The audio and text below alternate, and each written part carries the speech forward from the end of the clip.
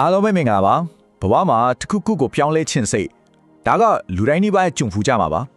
အလေးချင်းကောင်းတစ်ခုကိုမွေးမြူချင်တာပဲဖြစ်ဖြစ်ကျွမ်းကျင်မှုအတစ်တစ်ခုတတ်ချင်တာပဲဖြစ်ဖြစ်ပေါ့ဒါပေမဲ့တကယ်တော့ပြောင်းလဲလို့ဖူးကြတော့ဘာလို့များဒီလိုခက်ခဲနေရတာလဲဒီနေ့မှာတော့အဲ့ဒီပြောင်းလဲခြင်းစိတ်ကနေမပြောင်းလဲလို့မဖြစ်တော့ဘူးဆိုတဲ့အထိရောက်အောင်သွားတဲ့စိတ်ပိုင်းဆိုင်ရာခီးကိုအထူးတူလေ့လာကြည့်ကြပါမယ်ဒီမျိုးကောင်းကတော်တော်များများနဲ့ရင်းနေမှာပါနှစ်တက်မှာချမှတ်ခဲ့တဲ့ဆုံးဖြတ်ချက်တွေဒါမှမဟုတ်စာမစာဖြစ်ခဲ့တဲ့ project တွေကြောင့်ပြန်စဉ်းစားကြည့်လိုက်လေတခုခုကိုပြောင်းလဲခြင်းတဲ့စိတ်ကူးနဲ့တကယ်တမ်းလက်တွေ့လုပ်ရကြမှာတော်တော်ကြီးကိုကွာနေတာတွေ့ရမှာပါအဲ့ဒါဘာကြောင့်လဲဟုတ်ပါတယ်ကျွန်တော်တို့ရဲ့ဟီရဲ့ချစ်နဲ့လက်တွေ့ဖွာကဒီလိုပါပဲတိုင်အစ်စ်စားမယ်လို့စိတ်ပိုင်းဖြတ်ထားပေမဲ့တပတ်လောက်ကြာတော့အလေးအချင်းဟောင်းတွေစီပြန်ရောက်သွားရော skill တစ်ခုတင်မယ်လို့စိတ်ကူးထားပေမဲ့နေစဉ်ဘဝရဲ့ဖိအားတွေကြားထဲမှာအဲ့ဒီစိတ်ကူးတွေကပဲရောက်တော့မှမသိတော့ဘူးစီပွားရေးမှာလည်းထိုနည်း၎င်းပါပဲစိတ်ကအစ်စ်နဲ့အသားချောက်ကြိုးစားဖို့ထက်ယဉ်လိပိသားနီလန်ဟောင်းတွေကိုပဲဆက်ပြီးတွေ့ကပ်နေမိတတ်ကြတယ်အဲ့ဒီလိုအချိန်ချင်းကြိုးစားအချိန်ချင်းမအောင်မြင်တဲ့အခါဖြစ်လာတဲ့စိတ်ပြက်အားငယ်မှုကတကယ်ကိုလူကိုအားကုန်ဆွေးပါတယ်ဒါပေမဲ့လေဒီဖြစ်စဉ်ကြီးတစ်ခုလုံးကိုဖြေရှင်းလို့ရတဲ့ဘဟေးလီတစ်ခုရင်းနဲ့တပေါထားပြီးအဖြေကိုအတူတူရှာကြည့်ကြရအောင်ကျွန်တော်တို့အများစုကဒီတန်တရာထဲမှာပိတ်မိနေတတ်ကြတယ်ပုံစံကဒီလိုပါအပြောင်းလဲအတွက်တစ်ခုခုစလောက်တယ်ခဏနေတော့အလေးအကျင့်ဟောင်းစီပြန်ရောက်သွားတယ်အဲ့ဒီအတွက်အကျိုးဆက်တွေကိုခံစားရတယ်ပြီးတော့မှပန်းတိုင်းအသက်တွေပြန်ချမှတ်တယ်ဒီလိုနဲ့ပဲလက်ရှိအခြေအနေရဲ့ပတ်ချလဲမှာပဲလဲနေပြီးတကယ်တိုးတက်မှုစီကိုဘယ်တော့မှမရောက်နိုင်ပဲဖြစ်နေတော့တာပေါ့ဒီတန်တရာကိုဘယ်လိုဖြတ်မလဲကဲဒါဆိုကျွန်တော်တို့ဘာလို့များခဏခဏကြာရှုံးနေရတာလဲအဖြေကကျွန်တော်တို့အားလုံးလုံမိနေကြအခြေခံကြတဲ့အမားတစ်ခုမှရှိနေပါတယ်စိတ်ပညာရှင် Brett Steinberger ကဒီလိုပြောထားတယ်ပြဿနာကအပြောင်းလဲလုပ်ဖို့စ조사နေလာမှာမဟုတ်ဘူးတဲ့အပြောင်းလဲလုပ်ဖို့အသင့်မဖြစ်သေးတာမှရှိနေတာပါတဲ့တနည်းပြောရင်ကျွန်တော်တို့ကပြဿနာရဲ့အရင်းမြစ်ကိုလဲပြီးတခြားနေရာတွေမှာအဖြစ်သွားရှာနေတယ်လို့ဖြစ်နေတာပေါ့အပြောင်းလဲအတွက်အသင့်ဖြစ်ခြင်းဆိုတာဘာကိုပြောတာလဲဒါကကျွန်နေနေတော့ပြောင်းလဲရမှာပဲလို့ခေါင်းထဲမှာတွေးနေအောင်လေးမဟုတ်ပါဘူးဒါကတကယ်တမ်းလှုပ်ဆောင်ဖို့အတွက်စိတ်ပိုင်းဆိုင်ရာအရာအပြည့်အဝပြင်ဆင်ပြီးကတိကဝတ်ပြုတ်ထားတဲ့အတွင်းစိတ်အခြေအနေတစ်ခုကိုဆိုလိုတာပါဒီချက်ကတကယ့်ကိုအဓိကကြပါတယ်ဆိုလိုတာကရှင်းရှင်းလေးပါလူတစ်ယောက်ကပြောင်းလဲဖို့အဆင့်သင့်မဖြစ်သေးဘူးဆိုရင်သူ့ကိုကဘာပေါ်မှာအကောင်းဆုံးဆိုတဲ့နီးလန်းတွေနီးဖြူဟာတွေတွားပေးလေဘာမှထူမှာမဟုတ်ပါဘူးကားမောင်းဖို့အဆင့်သင့်မဖြစ်သေးတဲ့သူကိုကားတော့ပေးလိုက်တယ်လို့ပါပဲအပြောင်းလဲအသက်အသုံးပြုတဲ့နီးလန်းတွေကကိုယ့်ရဲ့အသင့်ချစ်နေတဲ့အဆင့်နဲ့ကိုက်ညီဖို့လိုပါတယ်ကောင်းပြီဒါဆိုပြောင်းလဲအတွက်အသင့်ချစ်အောင်ဘယ်လိုလုပ်အောင်မလဲစိတ်ပြင်သားမှာတော့ transtheoretical model ဆိုတာရှိပါတယ်စိတ်မပူပါနဲ့ဒါရှုပ်ထွေးတဲ့ theory ကြီးတော့မဟုတ်ပါဘူး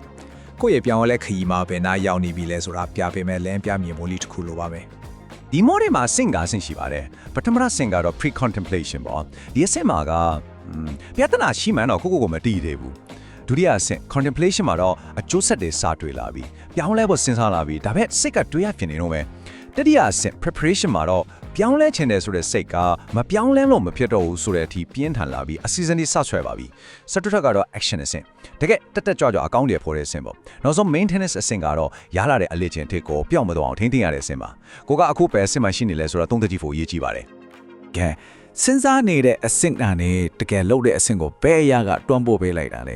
အဲ့ဒါကတော့ပျောက်ဆုံးနေတဲ့အဓိကဘာဝန်ပစ္စည်းတခုအရေးတကြီးဖြစ်မှုဒါမှမဟုတ် urgency ပါပဲ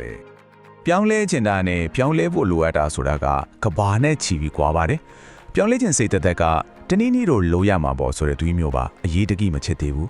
လက်ရှိခြင်းတွေကိုတီးခံနိုင်သေးတယ်ဒါပေမဲ့ပြောင်းလဲဖို့လိုအပ်လာပြီဆိုတဲ့ခါမှာတော့အရေးတကြီးဖြစ်မှုကအမြင့်ဆုံးရောက်လာပြီးလက်ရှိခြင်းတွေကိုလုံးဝတီးမခံနိုင်တော့ဘူးအဲ့ဒီကဒါကိုအခုချက်ချင်းလုပ်ရမယ်ဆိုတဲ့စိတ်ဖြစ်လာပါတယ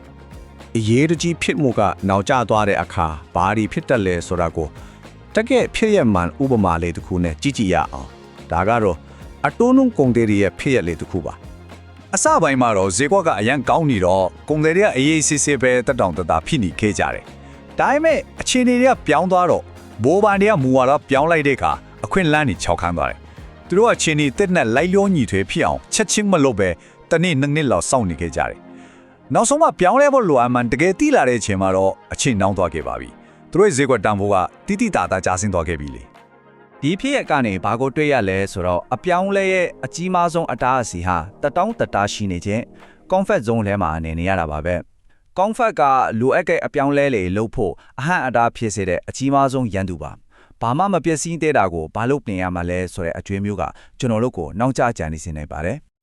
ကောင်းပြီဒါဆိုရင်ခေါ်ပေါ်မှာနာကျင်စရာအကျိုးဆက်တွေမကြုံရခင်အဲ့ဒီရေတကြီးခင်မှုကိုဘလို့မွေးမြူမလဲအဖြေကတော်ပြီးတော်လောက်ပြီးလို့ခံစားရတဲ့စိတ်အခြေအနေအလွန်အမင်းမချင်မနှက်ဖြစ်တဲ့ခံစားချက်ကနေလာပါတယ် ဒီအချက်ကိုစာရေးသူရဲ့ကိုယ်တွေ့ဖြစ်နေကြည့်အောင်သူရဲ့အခြေရေးမှာပေါ့ဒီနေ့မှသူသဘောပေါက်သွားတယ်သူအထီးကျန်ဆုံးလို့ခံစားရတဲ့အချိန်ကသူချစ်သူနဲ့အတူတူရှိနေတဲ့အချိန်လက်အဲ့ဒီလိုဗလာနတ်တီဖြစ်တဲ့ခံစားချက်ကပဲသူတို့တော်ပြီးဆွဲအခိုက်အတန့်ဖြစ်လာပြီးအဲ့ဒီဆက်ဆံရေးကိုအဆုံးသတ်ဖို့တွန်းအားဖြစ်စေခဲ့ပါတယ်နောက်တစ်ခုကချမ်းမရေးအလုပ်တွေအများကြီးလို့ကော်ဖီတွေဆက်မပြတ်တော့အေးပြတ်နောက်ဆုံးတော့ဘာဖြစ်လာလဲဆိုတော့လုံးဝကိုအားအိမ်ခုန်ခန်းတော့တဲ့ချင်းနေအထဲမှာဘာမှမရှိတော့သလိုခံစားချက်ပေါ့အဲ့ဒီကြောက်စရာကောင်းတဲ့ခံစားချက်ကပဲသူ့ကိုချက်ချင်းပြောင်းလဲစေခဲ့တာပါ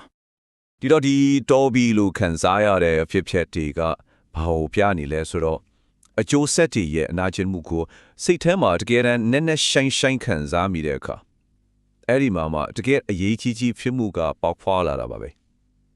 အဲ့ဒီနာကျင်တဲ့အချင်းစီကိုဘယ်တော့မှပြန်မသွားချင်တော့တဲ့စိတ်ကအပြောင်းလဲအတွက်ခိုင်မာတဲ့စိတ်ပိုင်းဖြတ်မှုကိုဖြစ်စေပါတယ် ဒီစကားကတကယ်ကိုအစွမ်းထက်တဲ့အမတ်တရားတစ်ခုပါဒါတော့မကောင်းဘူးဆိုတဲ့အဆင့်ကနေတော့ပြီဒီအခြေအနေကိုလုံးဝအသိမခံနိုင်တော့ဘူးဆိုတဲ့အထိဆက်ဆုပ်ယွန်းရှာတဲ့အဆင့်ရောက်သွားတဲ့အခါအဲ့ဒါကမှတကယ်တွန်းအားဖီလာတာပါ ဒီတော့ဒီနေ့အတွက်အဓိကမတွားရမယ့်အချက်ကရှင်းရှင်းလေးပါပဲတကယ်အပြောင်းလဲကိုဖြစ်စေတာဟာအရေးကြီးဖြစ်မှုပါအဲ့ဒီຢာကပဲပြောင်းလဲခြင်းနဲ့ဆိုတဲ့အထွေးလေးကိုမပြောင်းလဲလို့မဖြစ်တော့ဘူးဆိုတဲ့လောက်ရအဖြစ်ပြောင်းလဲပေးနိုင်တာပါ ဒီကြောင်းရာလေးကိုအဆုံးမတက်ခင်ကိုပြန်မေးကြည့်ဖို့မေးခွန်းတစ်ခုထားခဲ့ခြင်းပါတယ်ကိုယ့်ရဲ့လက်ရှိခြေနေဒီ status quo ကိုလုံးဝဒီမခံနိုင်တော့တဲ့အထိဖြစ်သွားစေမယ့်အရာကဘာမှဖြစ်မလဲအဲ့ရဖြစ်ကိုရှာတွေ့ပြီဆိုရင်တကယ်ပြောင်းလဲရဲ့တကားကိုဖွင့်လိုက်တယ်လို့ပါပဲ